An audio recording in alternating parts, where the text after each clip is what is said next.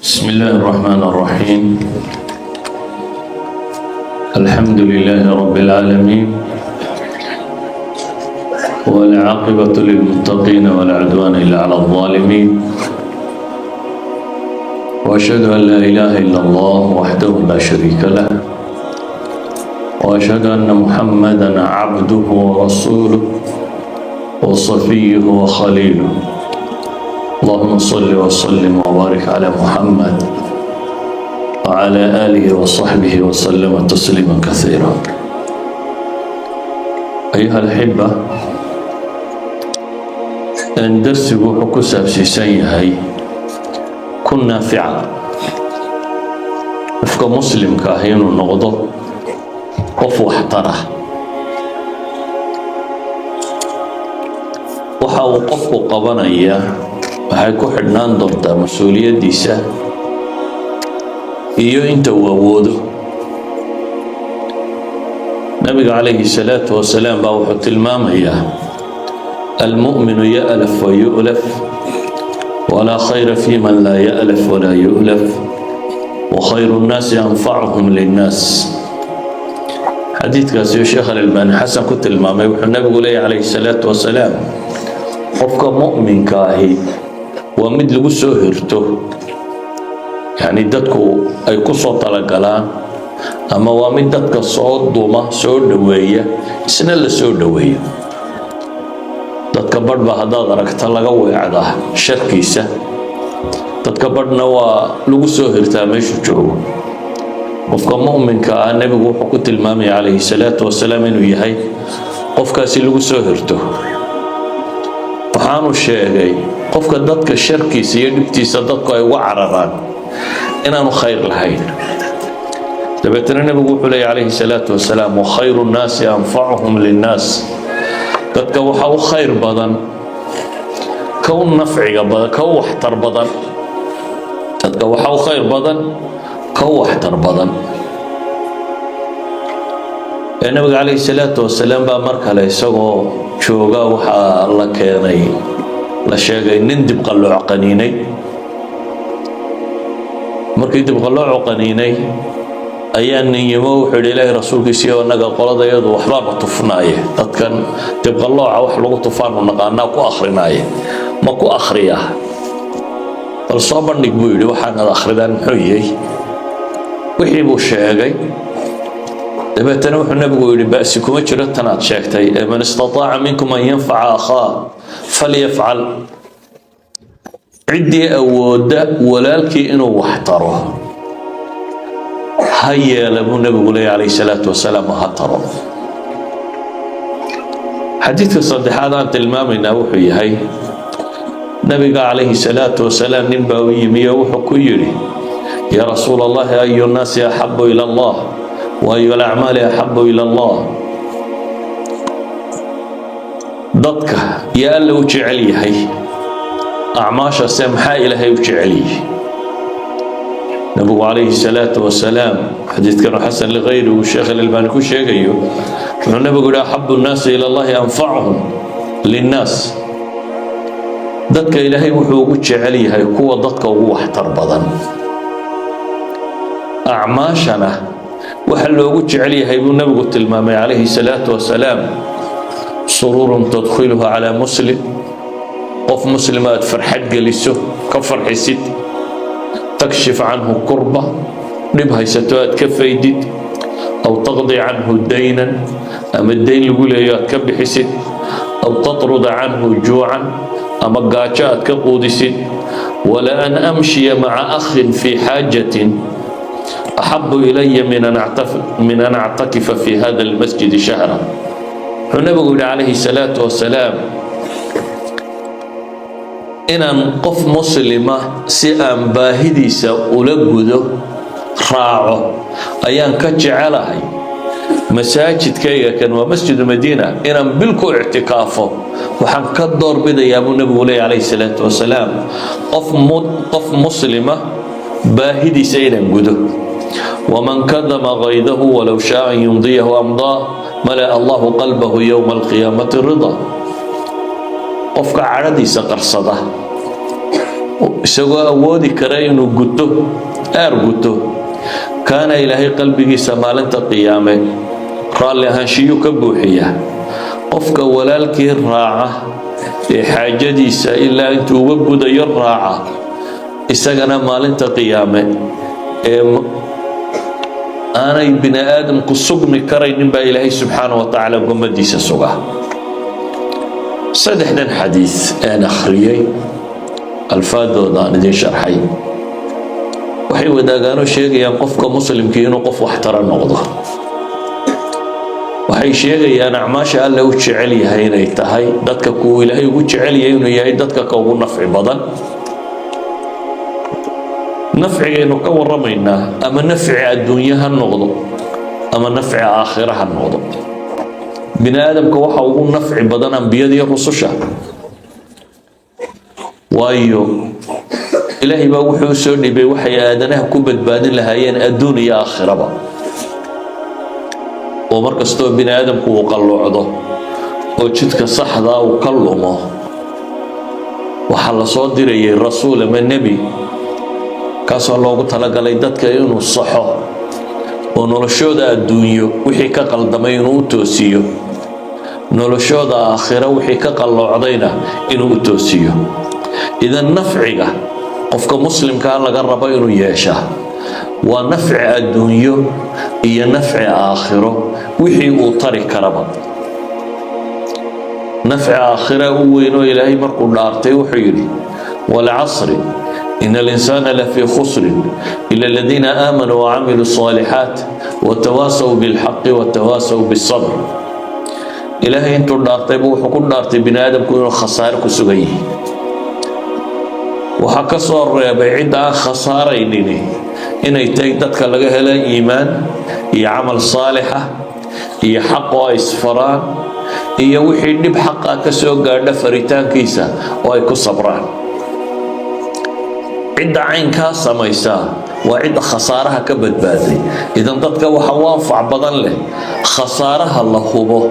عندي بني آدم كبدبادي سهل خسارها الله هو وخسارها إلهي وكل دارته والعصر إن الإنسان لفي خسر إلهي بكل دارته سبحانه وتعالى إذا وحي لنا هاي ضدك هدي قف ولبا شقدا انت كبيغان وقبطه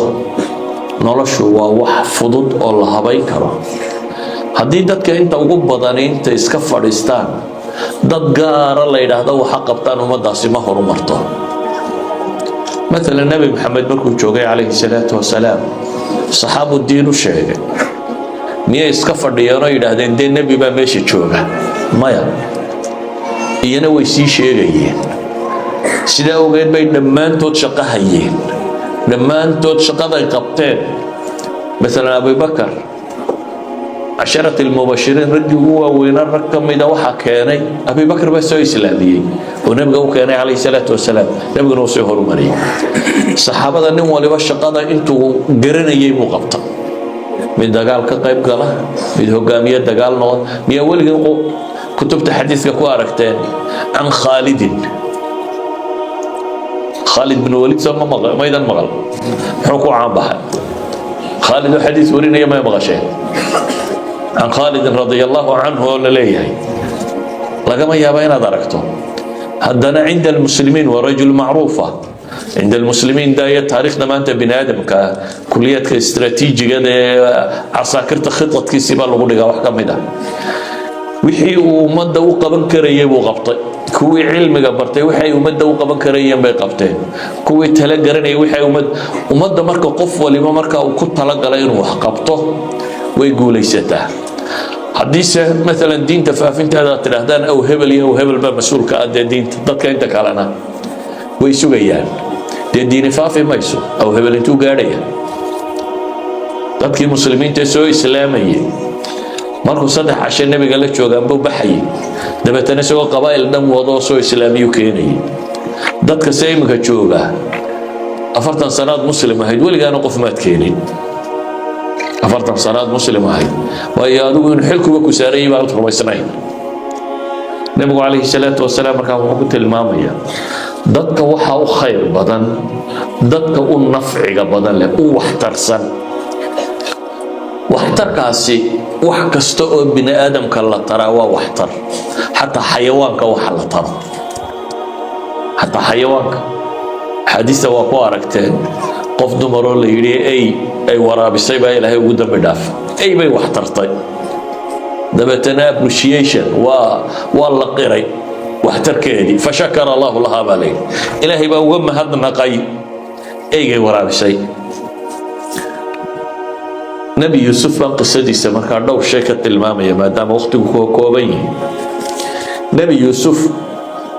iyadoo la dulmiyey oo dembi aanu gelin lagu qaaday, iyadoo la og yahay inaanu dembaabayn,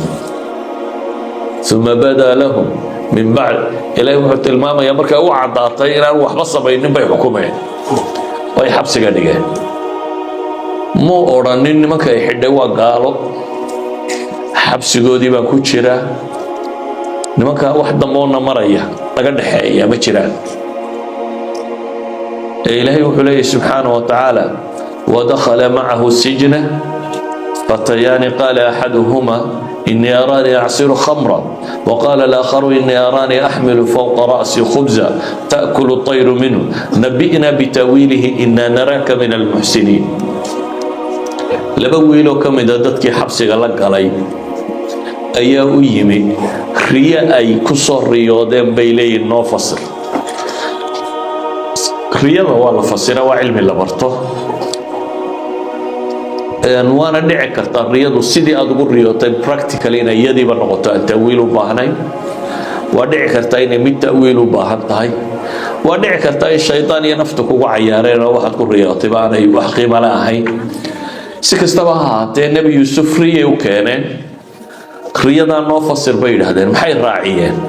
innaa naraaka min almuxsiniin, isagoo xabsi ku jira ayaa waxaa la leeyahay waxaanu kuu aragnaa qof wax tara oo ixsaan sameeya inaad tahay. macnaheedu waxa weeyaan xabsiga gudihiisiibu wuxuu ku caanbaxay qof muxsina oo dadka wax taraya. wuxuu tijaabiyey inuu iyagana wax taro, laakiin wuxuu uga bilaabay waxtarka weyn. waxtarka weyn buu uga bilaabo marka hore wuxuu sheegay ninkuu yahay, inuu aabbayaal iyo awowyaal nebiyaa ku abtirsado, dad tawxiidka rumaysan inuu yahay, dad gaala ah inuu ka yimi. dabeetana intaanu riyadii fasirin wuxuu sheegay wixii ugu anfac badnaayee dadkani u baahnaayeen.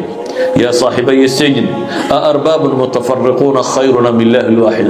war ma rabbiyo tiro badan baa faa'iido badan khayr leh mise ilaah keliya in la caabudo? maa tacbuduuna ilaa asmaa'an samaytumuuha antum waabaa'ukum. wuxuu sheegay markaasi gaalnimadu inay xun tahay, ilaahay keligii inay rumeeyaan, taasina inay tahay diinta quman. kow waxtarkii markaa wuxuu uga bilaabay waxtar diineed oo aakhiradoodii adduunkooda badbaadinaya. mar labaadna wixii ay ka dalbadeen buu u sharxay.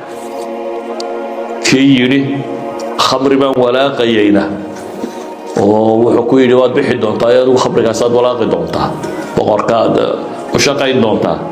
kii yidhi anigoo dusha kimisku sida khubus anigoo sida oo shimbira ka cunayaan ayaan ku riyoodayna wuxuu yidhi adiga waa lagu dilayaa,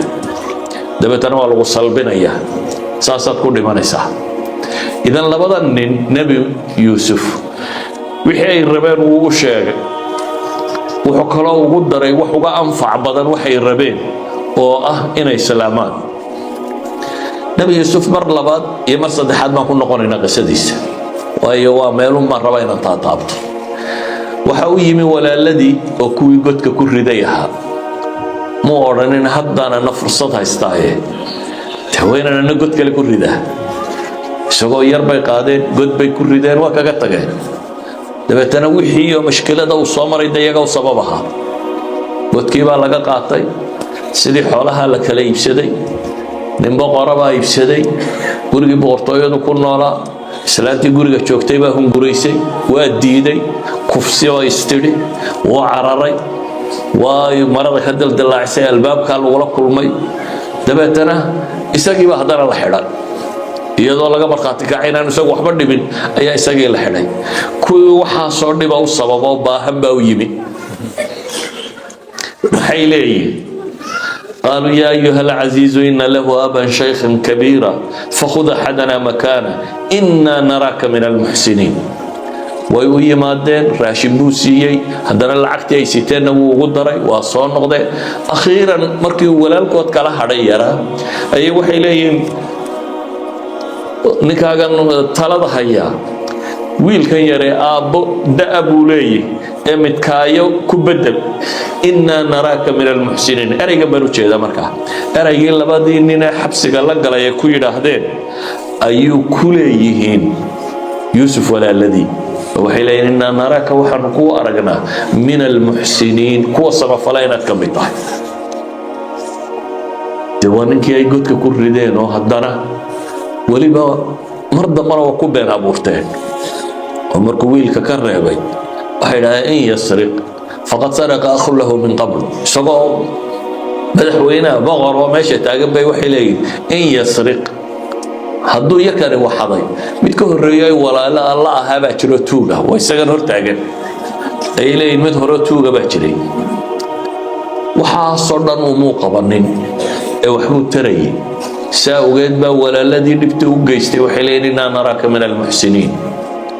kuwa xabsiga la galay waxay leeyihiin innaa naraaka min almuxsiniin intaa waxa sii dheer nebi yuusuf isagoo xabsiga ku jira oo wax dembiyana aan gelin ayaa boqorkii riyooday boqorkii markuu riyooday ayuu yidhi riyada ha lay fasiro riyadii boqorka dadkii way fasiri garan waayeen adqaatu axlaam bay ku tilmaameen tan fasirkeeda garan mayna bay idhaahdeen kii uu yidhi berigii hore waad badbaadaysaa oo boqorka u shaqeeyaa xasuustay markii hore war boqorka arrinkayga u sheeg buu yidhi waxba umuu sheegin waa iska ilaabay laakiin iminka markii riyo la soo qaaday buu xasuustay dabeetana wuxuu yidhi ha lay dira aniga anaa yuusuf u tegaya nin baa halkeer jooga xabsigee oo riyada si fiican u fasiraye aniga ha lay diro ninkii baa yimi oo wuxuu leeyahy yuusuf ayuha sidiiqu أفتنا في 7 بقرات سمان يأكلهن 7 عجاف و7 سنبلات خضر وأخرى يابسات لعلي أرجع إلى الناس لعلهم يعلمون waxaanu aragnay 7 boqorkii wuxuu ku riyooday baa la yidhi 7 sac oo naxnaxsan oo 7 liitar cunayaan iyo 7 saabuul oo cagaaran iyo 7 kale oo engegan riyada fasir buu yidhi waxaa laga yaabaa dadkii inaan ku noqdo oo ay wax gartaane haddii lagu xidho oo dowlad gaaleed ku xidho oo lagu yidhaahdo ra-iisul wasaare ama madaxweynihii baa riyooday oo riyadii la rabaa in la fasiro oo aad weliba ogtahay riyadan inay ka warramaysa dhaqaalaha waddankan iyo sida la yeelayo maxaad yeeli lahayd aduna waa gaale ha maratay naga dah nebi yuusuf muu odhanin war nimankan gaaleed ha iska badhaan ee uu riyadii buu fasiray muu odhanin horta xabsiga iga sii daaya haddaan rabtaan inaan wax idintaba muu gorgortamin xabsiga haddaan ka baxo unbaan wax idiin samaynaya ma ku odhanin wuxuu taagan yahay anfacu naas inuu noqdo khayru naasi anfacuhum linnaas wuxuu u sheego wuxuu ku yidhi 7 sano oo barwaaqo ah idin soo mari doona 7 barwaaqo ah wixii aa goosataan saabuulkiisa u daaya midhaha intaa cunaysaan mooyaane inta kale sideeda meel ku dhiga waxa ku xigi doona buu leeyahay 7 sannadood oo kaloo abaar ah oo 7 sannadood ee abaarta waxaa cuntaan 7 hore wixii aa beerayseen baa la cunayaa sanad kale ku xigi doona oo maxay ah barwaaqo ah oo nimankani 2 toddobaad unbay u sheegeen sanadka dambe xaggu ka keenay dee haddii 7 barwaaqo tahay oo 7 ku xiga abaar tahay ka ku xiga waynu noqdaa barwaaqo haddii kale wuxuu odhan lahaa 8 abaar hadday idin soo maraysa maadaama uu yidhi 7 abaara waxa macruufa sanadka ku xiga markaa inuu khilaafa hada 7 uu yahay nebi yuusuf wuxuu u sheegay 15 sannadood dhaqaalaha waddanka sidii loo maamuli lahaa 15 sannadood ee mustaqbalka soo socda iyo dhaqaalaha waddanka kan Masar la yiraahdo sidii loo maamuli lahaa buu sharxay waxaan u sheegay dhibaatooyinka soo socda waxa lagaga baxayaa inay tahay 7 sannadood ee hore kaydka ugu badan in la dhigto in yar oo la cuno mooyaane toddobada abaartee dambana kaydkii la dhigtay in lagaga baxo dabeetana sanad baa ku xigi doona waxay tilmaamaysaa qofka muslimka inuu yahay qof naafica aynamaa xal wartaxal meel kasta uu dego ama se u tago qofka mu'minka inuu yahay qof waxtara abubakar ayaa mushrikiintii markii ay dhibeen muslimiinta ayuu is yidhi iska hijrood ardal xabasha iyo meeluu kaco ka bax makuu ka baxay barkil khamaad meel la yidhaahdo markuu marayay ayaa waxaa la kulmay nin la yidhaahdo ibnu daghina qabiil qaarra la yidhaahdo buu oday caaqil suldaan uu u yihi waa qabiil gaaleed dabeetana abibakar buu wuxuu ku yidhi ayna turiid ya abibakar xagaad ku socotaa abibakar baa wuxuu yidhi akhrajanii qawmi min hadihi albalda faana uriidu an asiixa fi lardi faacbuda rabbi tolkay baa i soo saaray oo maka iga soo saaray waxaan rabaa an asiixa fi lard siyaaxada waxaa la yidhaahdaa culamadii hore waxay ku tilmaamaan inay tahay qof intuu iska baxay inuu ilaahay inuu cibaadaysto meel gaaraba aan ku soconin iska dhaqaaqunoo meeshaad aragtaba ilaahay uu ku caabudo meeshaas kaga tag abubakar wuxuu leeyahay maka waan iskaga imi waxaanan rabaa inaan iska socdo uun ilaahay dhulkiisa maro oo aan ilaahay caabudo waayo tolkay baa i soo saaray u fiirso ibnu daghina waa nin gaaleed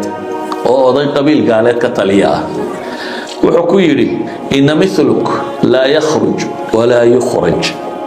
adigoo kale buu yidhi abibakarow nin tolkii ka tagana ma tihid nin la saarana ma tihid adna kuuma cuntato inaad iska tagto nin la saarana ma tihid waayo abibakar wuxuu ku leeyahay markaa fainaka tuksibu almacduuma watasilu alraxima وتحمل الكلة وتغري الضيف وتعين على نوائب الحق أبي بكر وقول يا دو حطهي نين دك فرمرنا وحبها سنين واحتره وهذا يقول يا نين رحب يا قرابة يا طلق حديد يا حجال بحديدية وهذا يقول يا قفك العلوس يا مدين أمام مج أما وحلاها يستو قف كرجع عليسك waxaad hadlay buu leeyahay martida qof soora waxaad ahayd qof ugu gargaara dadka nawaa'ib alxaq abubakar markaa wuxuu ku sifeynaya qof bini aadam oo wax tari wixii uu qaban jiro dhan inuu qabto waana nin mushrika ninkaasaa ku sheegaya yani abubakar wuxuu ahaa dadka ugu anfaca badan leh ee bulshada keeda baahan keeda liita keeda culus keeda musaafirka ku walba wax tara saawgeed buu leeyahay ka qiimaha leh ee binaadamka sida wuxuu taran la saara maaha aniga ayaa ii magan tahay buu yidhi abubakar wuu soo celiyey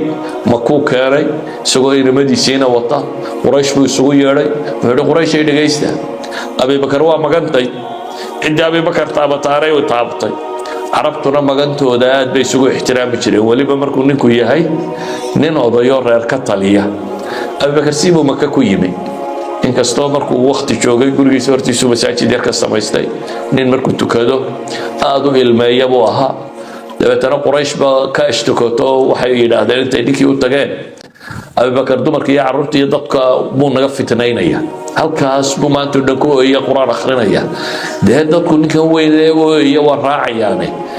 gurigiisa ha gala bay yidhaahdeen hadduu doonayo inuu ku jiro magangelyadaada gurigiisa ha galo wuxuu doonaya ha ku sameeyo marka wuu yimi wuxuu ku yidhi dee abubakar waa lagaa cabanayaa anigana waxaynu isku ogeyn inaad magantay tahay dee tolka inaad dhibtano kuwa gurigaaga iska gal abubakar wuxuu yidhi ama aan kuu soo celiyo magantaadii dabeetana wuxuu yidhi abubakar waradna magannimadaada iska qaado anugu mabda'iga waan wadanayaa adiguna free baa tahay maanta laga bilaabo xel kuma saara waxaan uga dan leeyahay xadiidku waa dheer yahay laakiin anigu meeshan u jeeda waa maxay nin mushrikaba abubakar wuxuu uga markhaati kacaya caynkan xataa nabiyullaahi moxamed calayhi salaatu wasalaam intaan mucjizaadkan badani ka muuqanin dadkii ugu horreeyay islaama maxay ku rumeeyeen مثلا dadkii ugu horreeyay islaama waxaynu odhan karnaa khadiija ka mid ahay markuu nabigu u yimi calayhi salaatu wasalaam zamiluuni isagoo leh iddada oo cabsanaya ayaa waxay tihi wallaahi laa yukhzika allahu abada ilaahay baan ku dhaartay alle weligaa ku hoojin maayo waayo qof waxtaraad ahayd bay leedahay intan abibakar lagu yidhi ilaag bay ku tidhi khadiijo waxay leedahay nabi maxamed calayhi salaatu wasalaam oo le waan cabsanayaaba waxay ku leedahay ilaahay baan ku dhaartay rabbi ku hoojin maayo sababtu waxay tahay mid kaa waxaysan wax siiya tii qofkii qaraaba ah xidhiidhiya qofkii culays haysta culayska ka roga qofkii marti soora yacni bulshada qof wax ku tarabaad ahayd bay leedahay saa daraaddeed ma suurtagal aha in ilaahay subxaana wa tacaala uu ku hoojiyo taasi waxay sheegaysaa muslimiintii hore noocay ahaayeen ambiyadii nabiyullaahi maxamed noocuu ahaa abibakar wuxuu ahaa maxaa dadku ku rumeeyeen maxay dadku u raaceen maxaa looga dambeeyey dad waxtara bay ahaayeen bulshada dhexdeeda dad waxtar ku ah waxtarku mid aakhira ha noqdo ood qofka naarta ka badbaadso dee waa waxtarka ugu weyn nabiga calayhi salaatu wasalaam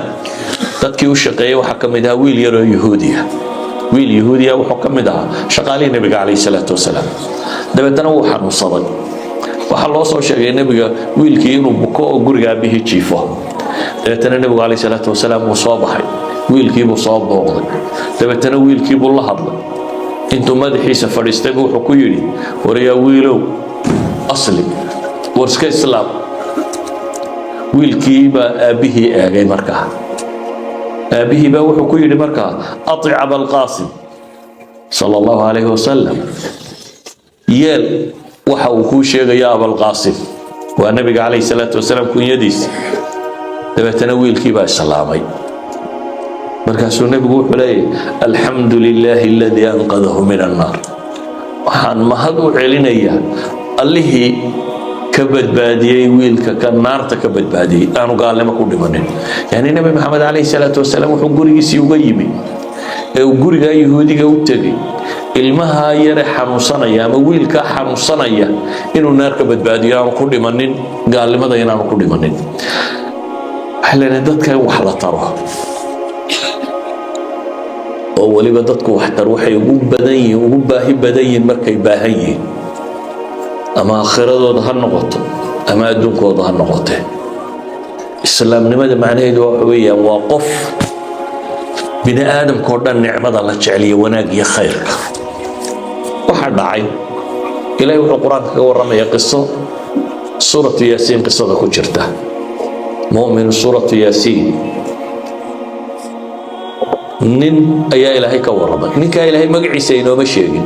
magaalow deganaa lama sheegin wax taytaloo watay lama sheegin ilaahay wuxuu ku tilmaamaya wajaa min aqsa almadiinati rajulun yasca magaalada halka u dambaysa nin ordaya ka yimi ninkan magaaladii uu joogay 3 rasuul baa loo soo diray u fiirso qisadan 3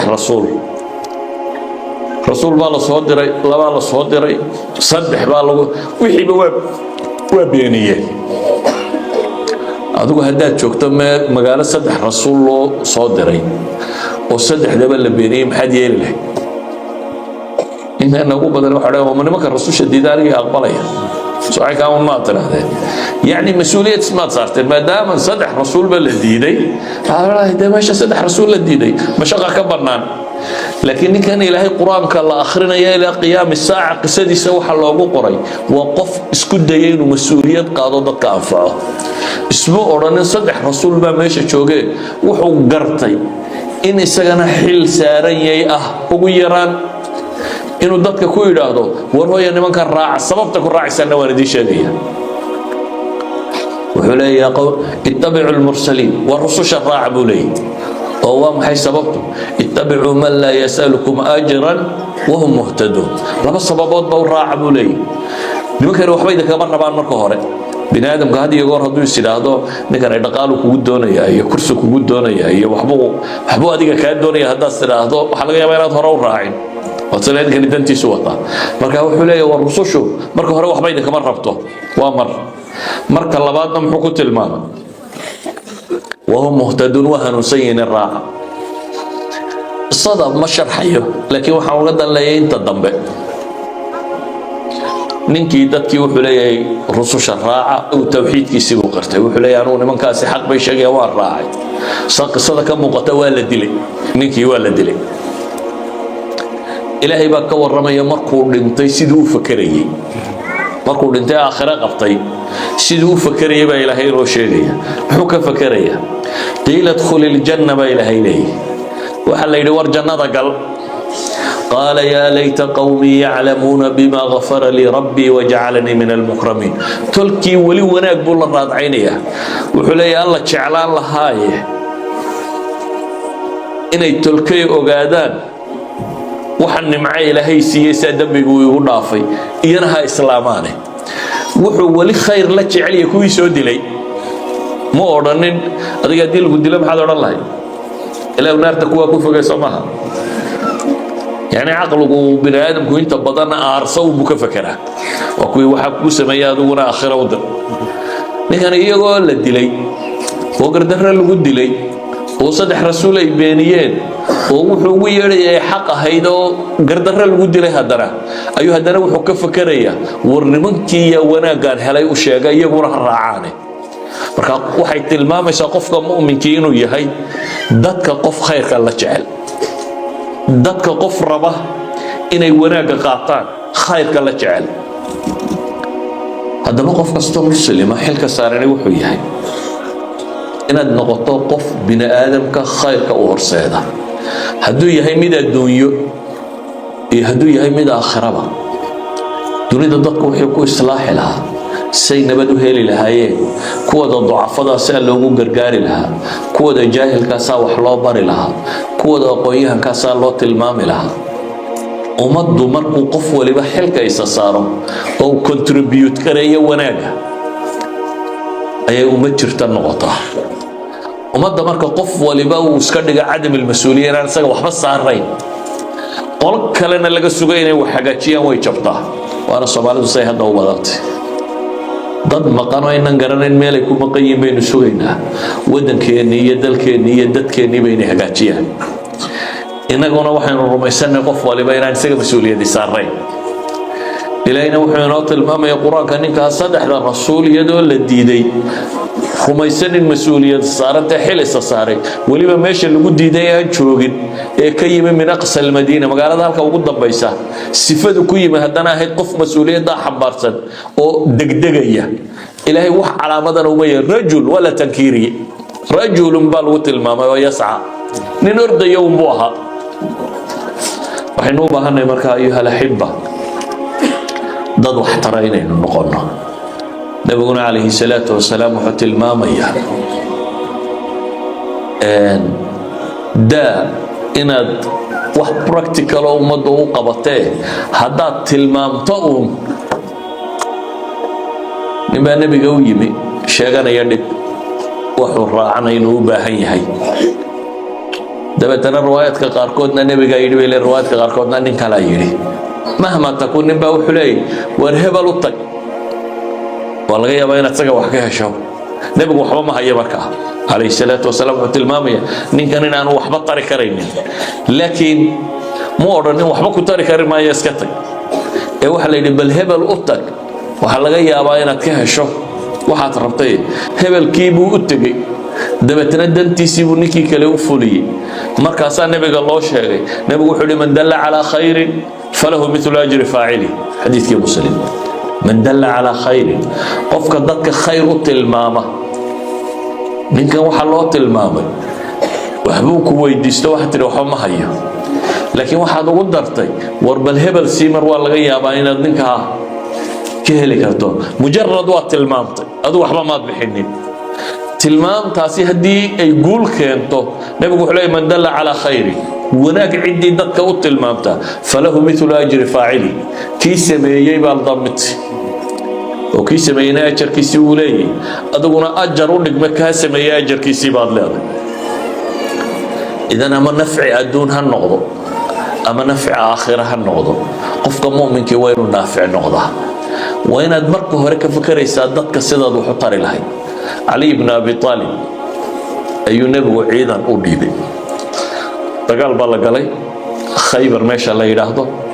labadii maalmood hore waa la furan kari waayay, wuu adkaaday dagaalkii. maalin saddexaadii ayuu nebigu sheegay calayhi salaatu wasalaam in ilaahay jecel yahay, ilaahayna jecel inuu raayada loo dhiibi doono. cali oo xanuunsan ayaa loo yeedhay, nebigaa u duceeyo ku tufay, waa bogsaday. cali baa la yidhi ciidanka hogaami, dagaal buu galaya. haddaad janan dagaal gelisa maxaad kula dardaarmi lahayd? nimanku iya kaa baxsanin soo maaha, si fiican dagaalka u gal. maya nebigu wuxuu kula dardaarmay fawallaahi لا يهدي الله بك رجلا واحدا خير لك من أن يكون لك حمر النعم. حنبو كلا دردان